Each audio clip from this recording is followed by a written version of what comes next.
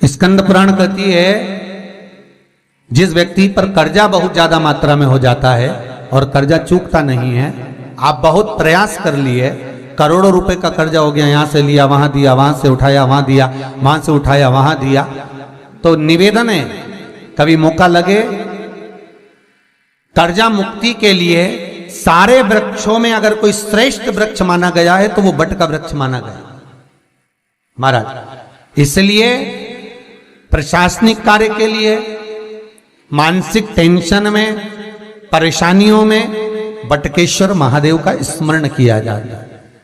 और यदि निवेदन करूंगा बहुत ज्यादा, यदि आपको कर्जा हो गया है, बहुत ज्यादा कर्जा हो गया और वो कर्जा चूक ही नहीं रहा, तो थोड़े दिन बड़ के पेड़ के नीचे आप बटकेश्वर महादेव के लिए 1 लोटा पानी, उसमें थोड़ा सा पिसा हुआ चावल पीस के गला लेना चावल को और पीस लेना, पीस के उस पानी में मिला लेना और मिलाकर उसमें थोड़ी सी हल्दी पिसी हुई डालकर बटकेश्वर महादेव के नाम से बड़ के पेड़ के नीचे अपनी कामना कर कर जो कर्जा हुआ है उस कर्जे का भान देते हुए, स्मरण देते हुए छोड़ दीजिए।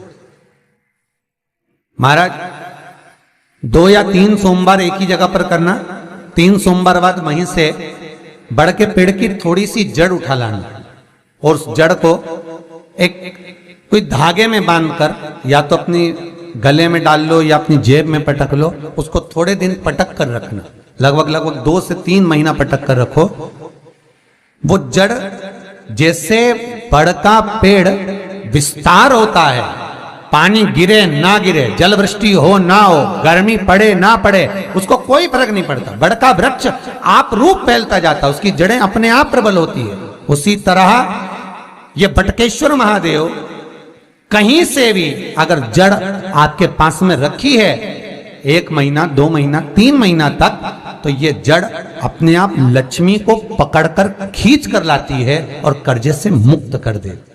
बटकेश्वर महादेव का स्मरण सुख का देना हो। महाराज ऐसा कोई कार्य नहीं जिसमें पशुपति व्रत लाख ना करो, बस दिल से अगर आपने पशुपति व्रत करा है, बाबा विश्वनाथ के 5 पशुपति व्रत होते हैं, किसी भी सोमवार से चालू कर सकते हैं। बस करना क्या है, सुबह पूजन की थाली लगाकर लेकर जाना है, शंकर भगवान के शिवलिंग की पूजन करना है, मंदिर में अभिषेक पूजन करो, वो थाली वापिस लेकर आ जाओ, घर में रख दो।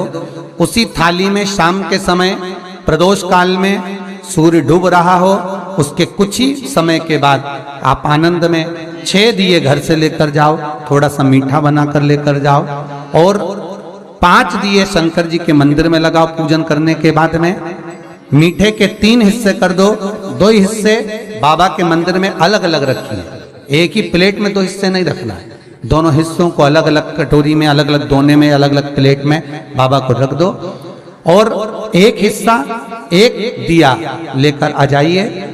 घर के दरवाजे में प्रवेश करते समय राइट भाग में एक दिया घी का लगा दीजिए जो लेकर आए हो मंदिर से, उसको जला के नहीं लाना है, वहीं पर जलाना। दरवाजे के पास आराम से बैठो, दिया जलाओ और प्रसाद लेकर अपनी कामना कर कर घर के अंदर सीधा पांव रखकर अंदर चले जाओ। सवेरे फरियाल करो, शाम को भोजन करो। जब भोजन करो उस समय पर जो मीठे का आपने भोग लगाया था भोलेनाथ जी को, जिसका एक हिस्सा लेकर आए हो, सबसे पहले भोजन में वो हिस्सा खाओ। प्रसाद का जो हिस्सा लेकर आए हो उसमें से किसी को वो हिस्से में से प्रसाद नहीं देना, चाहे घर में बच्चे हो चाहे बड़े हो।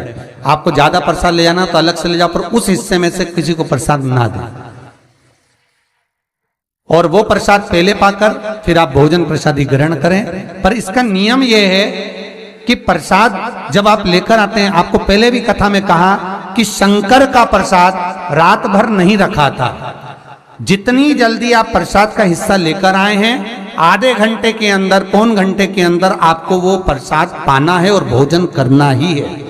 ये नहीं कि सब आएंगे, इंतजार कर रहे हो, 10 बज गई, 11 बज गई, प्रसाद आपका इंतजार कर रहा है। जो प्रसाद है वो आपकी प्रतीक्षा कर रहा, आपकी बाट जो रहा, आपका इंतजार कर रहा। ये नहीं होना चाहिए। महाराज कितना सुंदर कहा है शास्त्रों में कि केवल एक देव अधिदेव महादेव एक ऐसे होते हैं जिनका प्रसाद रात भर नहीं रखा था, वहां से लिया है। प्रसाद लाकर ताजा रहता है जब तक आप पाते हैं, फिर वो फ्रिज में रख देते हैं। फ्रिज में रखा रखा किसी ने खाया नहीं खाया, जितने समय तक फ्रिज में प्रसाद रखा रहता है वो इंतजार करता है कि कोई मुझे प्रसाद भक्षण करे। प्रसाद का मतलब होता है प्रभु का साक्षात दर्शन। प्रसाद का मतलब ही यही है, प्रसाद प्रभु का साक्षात दर्शन। वो रखा रखा जब ज्यादा समय हो जाता है तो घर में वो कष्ट प्रदान करने लगता है। हमेशा याद रखो, प्रसाद जैसे ही आए उसका सही समय पर उसको पाओ। रखे हुए प्रसाद पड़ा हुआ है, फ्रिज में रखा हुआ है, बेटा खाएगा, बहू खाएगा, ये खाएगा, वो खाएगा, फिर धीरे धीरे वो बद्दुआ देना प्रारंभ कर देता है, जिससे घर में बड़ी बीमारी फैलने लगती है, बड़ा रोग आने लगता है। तो लोग सोचते हैं हमारे घर में ना तो हम कोई नशा करते हैं, ना हम कोई चीज खाते हैं, ना हम बाजार का खाते हैं, फिर रोग कहां से आता, फिर बीमारी कहां से आती? अर्थात वो बद्दुआ देता है। उसका प्रयोग करो, समय पर करो, समय पर पाओ। कई लोग कहते हैं महाराज जी हमारे ये बीमारी कहां से आ गई, जरा पत्रिका में तो कोई बीमारी ही नहीं दिख रही, हमने तो सबसे पूछा ये बीमारी का योग ही नहीं है, फिर बीमारी कहां से आई? ना तो हम कोई व्यसन करते हैं, ना कोई मद्रापान करते हैं, ना कोई मांसाहार, फिर ये बीमारी कहां? उसका कारण है कि तुम उस प्रसाद का लाकर महीनों तक पड़ा हुआ है, इंतजार कर रहे हो, खाएंगे खाएंगे, आखिरी में फिर वो काम वाली को दे दिया। काम वाली इतनी चतुर आज के जमाने की, बासी माल खाएंगे, अटक गई, कौन का पड़ा वो बद्दुआ।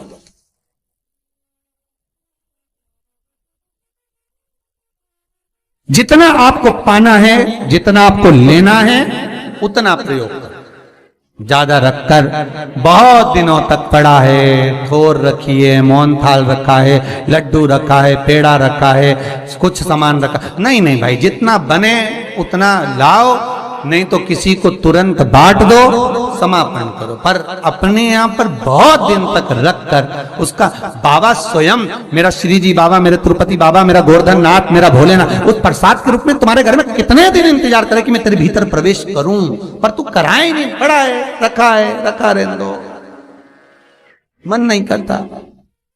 शक्तियों जैसा कर्म मत करो जिससे हमें कष्ट की।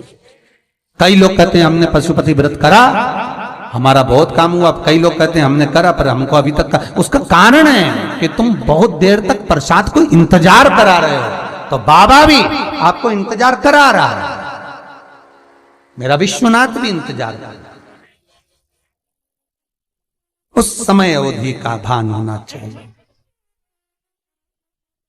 निगाह हटी, दुर्घटना घटी, बस ध्यान रखो। हम कहते हैं कि हम पूजन करते हैं, हम पाठ करते हैं, हम अर्चना करते हैं, हम अनुष्ठान करते हैं, हम भगवान की सेवा करते हैं, फिर दुख हमको ही क्यों आता है? उसका कारण केवल इतना सा कि दुख हम खुद बुलाते हैं, दूसरा नहीं, हम स्वतः। पशुपति व्रत 5 व्रत करो। 5 व्रत पूर्ण होने पर कई माताएं कहती हैं कि बीच में हमारे व्रत छूट जाते हैं रजस्वला धर्म के समय पर, तो व्रत तो करना पड़ेगा पर पूजन नहीं होगी और वो गिनती में भी नहीं आएगा। पर व्रत करना है पर गिनती में नहीं आएगा। पूजन भले मत करो, 7 दिन बाद आप जो व्रत करें वो अपने ऊपर है, पर गिनती में नहीं आएगा। व्रत करना पड़ेगा। गिनती में तब आएगा जब दरवाजे पर आप दिया लगाएंगे, जितने दिए आपने लगाए उसी गिनती में आएगा। और महाराज 5 व्रत जब पूर्ण हो जाएं, 5वां व्रत रहे, तब एक नरियल श्रीफल, उस पर एक मोली नाड़ा लच्छा लपेटकर उस पे 11 रुपए रखकर, कोई आपको किसी को ना भोजन कराना है ना भंडारा करना है, केवल मोली लच्छा लपेटकर 11 रुपए रखकर बाबा विश्वनाथ के सम्मुख में शंकर जी की वो जलाधारी जो गोल है माता जगत जननी का हस्तकमल, उसी पर रख देना है। विनती कर देना, बाबा मेरी ये कामना से मैंने ये व्रत किया। जो पशुपति व्रत स्कंद पुराण में, लिंग पुराण में, नर्मदा पुराण में, शिव महापुराण में, पद्म पुराण के अंदर वर्णन किया, वो व्रत मैंने किया। बाबा मेरे इस व्रत को स्वीकार करना, मेरी कामना पूर्ण करना। बाबा को झोली पसार कर प्रणाम करो और अपने घर को चल जाओ। बस यही 5 व्रत का विधान है। पशुपति व्रत ऐसा कोई काम नहीं जो ना हो, बस दिल से अगर व्रत किया है तो बाबा मनोकामना पूर्ण तो करे ही है।